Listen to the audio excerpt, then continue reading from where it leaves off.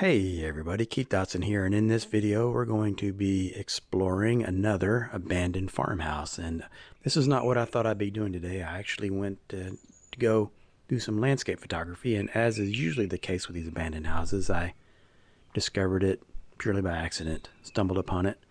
And be sure you stick around to the end, because not only did I find a really cool abandoned farmhouse, but in the woods there are some other things related to the house, I suppose, some abandoned equipment and rusty machines. But there's something really cool that I found, and that'll be at the very end of the video. And of course, after that, you can see the black and white photographs that I took on this day. So I hope you'll stay to the end.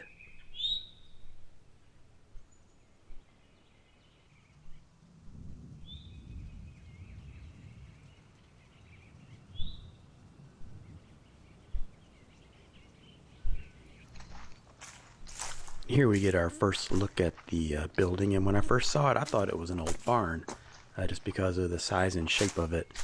And it turns out it's actually a two-story house. And across the river gully there is where I spotted some machines. You probably can't see it in this wide-angle view, but they're over there, and we're going to go explore those towards the end of the video.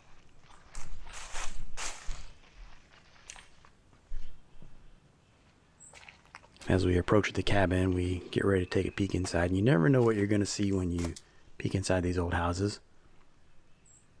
First clue, this was a house. You can see here is some abandoned bed springs from an old mattress, and you'll see in a minute there's actually some stairs going upstairs, so it's a two-story house. And there you can see the steps on the left.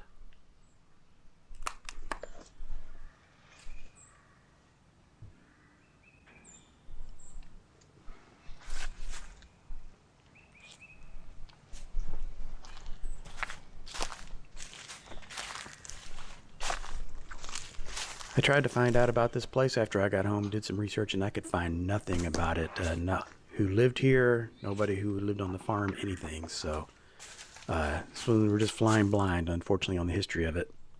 I would say, just based on the look and the condition of it, it's probably one of the older old abandoned farmhouses I've ever explored.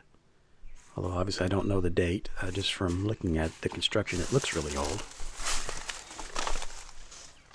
I noticed that the nail heads are round, and I've heard, I'm not 100% sure that it's true, but I've heard that round nail heads mean that it was built after 1880. Square heads on nails mean prior to 1880, generally.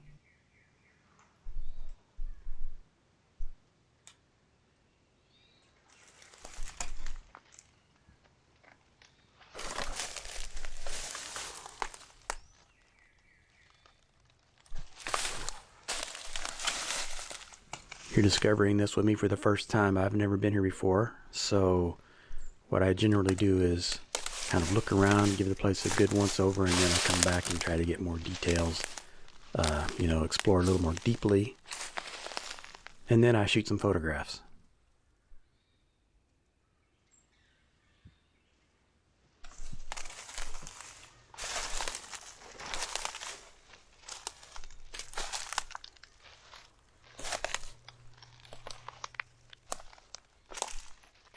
It's always a little eerie exploring old houses like this.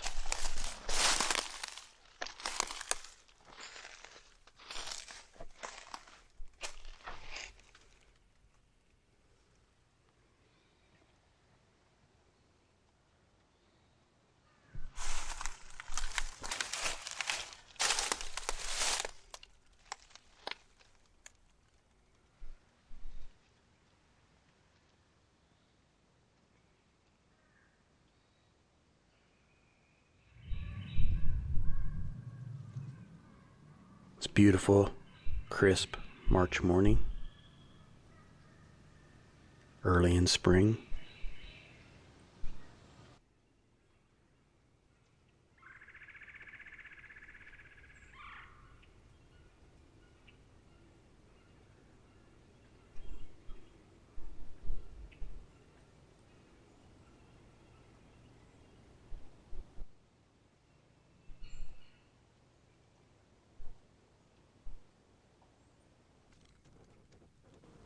I've noticed that daffodils seem to be very popular back in the old days. I found them on the home sites of a lot of abandoned houses I've explored.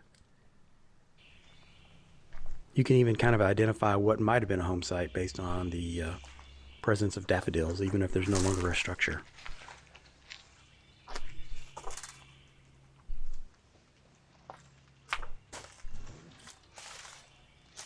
The staircase has a door that closes over it, which is something I've never seen before.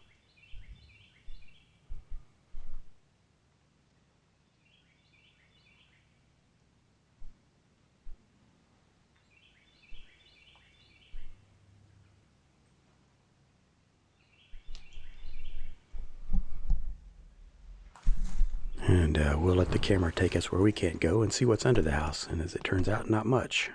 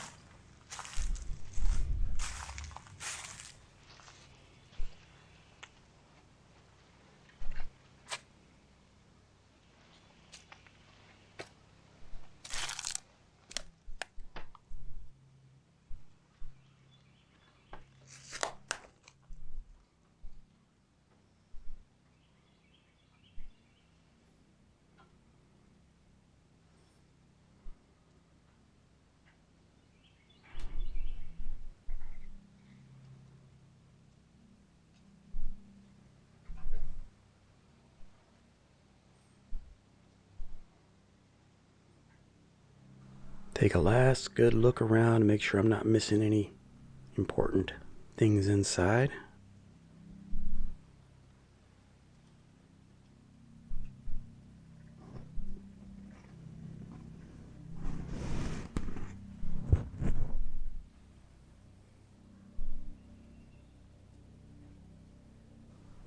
Now it's time to go explore across the ravine and see what we can find over there.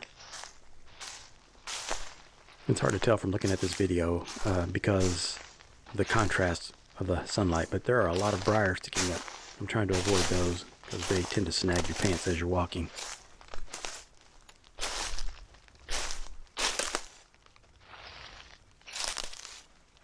There down in the river bottom is what appears to be maybe an old washing machine.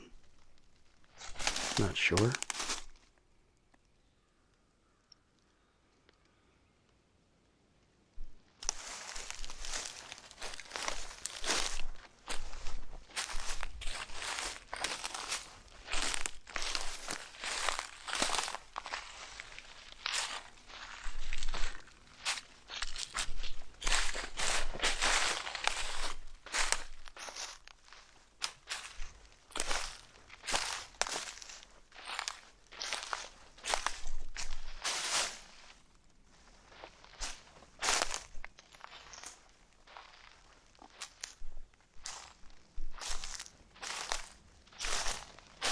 You may be able to see here in a minute on the right hand side of the riverbank, there they are, a stacked up pile of old railroad ties. And after I struggled at the top of this hill, you'll see a bird flying in the distance. I startled a hawk. He's flying up to a treetop. Keep an eye open for him.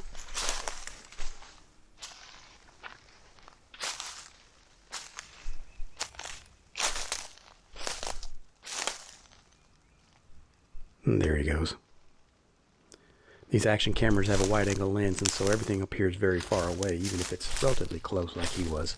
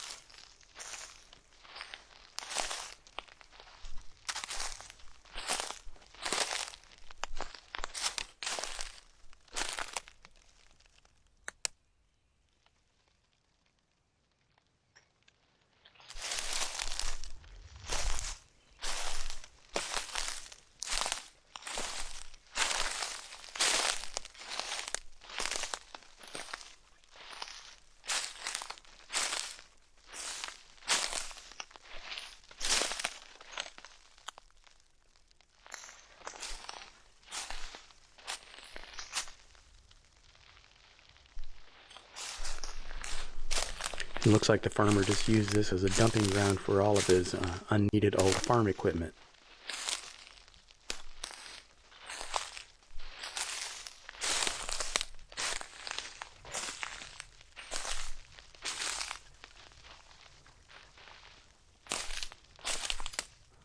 And then as we approach this tree, we see the thing that I promised you at the end of the video, which I just think is so cool and mind-bending.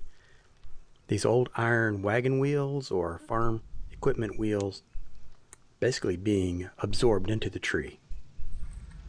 Look at that. How long does it take for this to happen?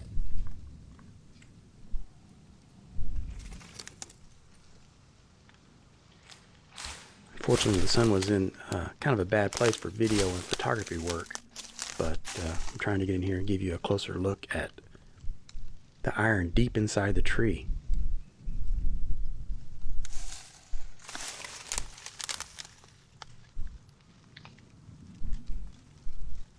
That's just so cool to me.